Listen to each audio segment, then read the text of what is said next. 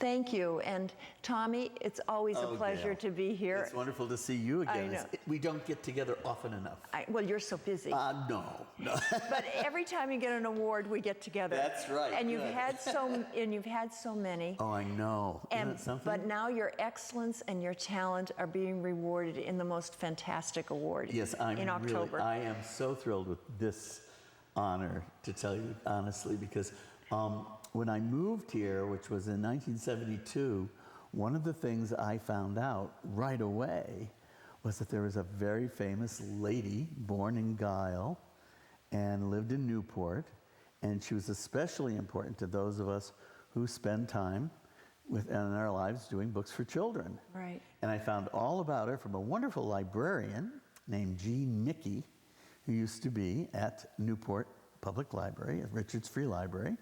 And the woman was Sarah Josepha Hale. And she wrote Mary Had a Little Lamb, among other things, right. among many, many accomplishments. Yes, and that book, I decided that I would do a version of Mary Had a Little Lamb, and I would use scenes from Newport as the illustrations. And Jean helped me a lot with the research. And of course, then I found out there was an award named the Sarah Josepha Hale Award. And I just said, oh, maybe I'll win it. Well, I didn't win it.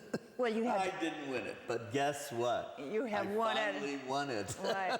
And there will be a big to-do. Big to-do, yes, in October. It's going to be very exciting. Well, there's no one that deserves it more than you do. Thank you. Thank you. You have. How is this book still out now? It just came back in Board Book.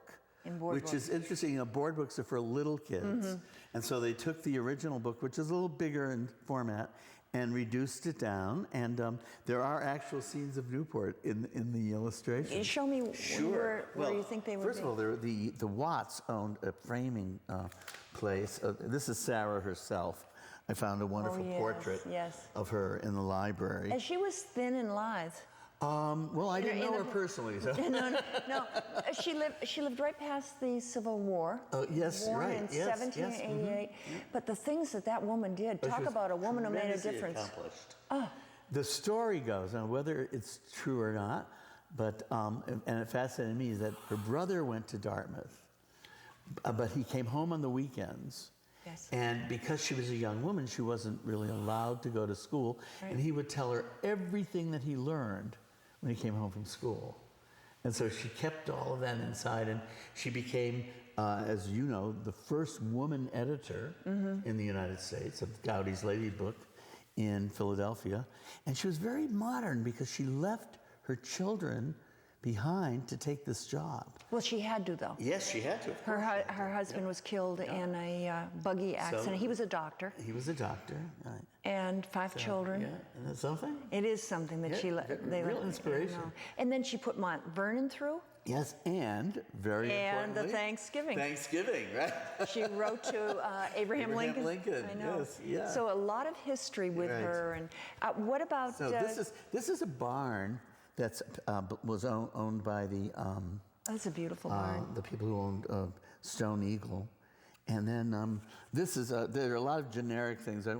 But I did have one of the things. I have Mary going to school, and there are some buildings of Newport, right there. And there, tucked in the corner, is the library. Oh boy, great! So, and I think that's great. I think there's an original at the library. So, anyway, and you know, many people don't know that this poem had. They all know Mary Had a Little Lamb, but they don't know the second verse. Oh, which is very, very interesting. It's a little more moral than it says, and so the teacher turned him out, but still he lingered near. And then, then he lingered near. Board books are hard to open. And waited patiently about till Mary did appear.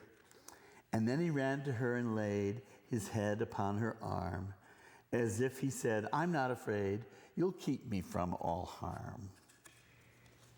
What makes the lamb love Mary so? The eager children cry. Oh, Mary loves the lamb, you know, the teacher did reply. Here comes the moral lesson that was in every story at the time. And you each gentle animal in confidence may bind and make them follow at your call if you are always kind. Oh, that is Isn't that nice? Now, where did you find the second verse? It's right there. It's been, Oh, it is? yeah, it was published originally. Huh. But, most, and of course, you know about the controversy about the poem. No, I don't. Oh, there's this huge controversy. In fact, Maybe I've heard it, but it was in the New York Times.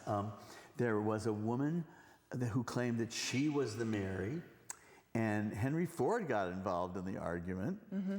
And there's a battle between Newport, New Hampshire, and Sterling, Mass. And Henry Ford moved an old school building to Sterling, Mass, and said, "This is the original school." And on her deathbed, Sarah said to her son, she declared that she was the one and true author. But it was a real and it still goes on. It's amazing. It still goes on. Isn't it also a part of the Wayside Inn down in? You mean the building? I think it's connected to it yes, somehow. But I have, as being a good New Hampshirer, I have not gone down to Sterling, Mass.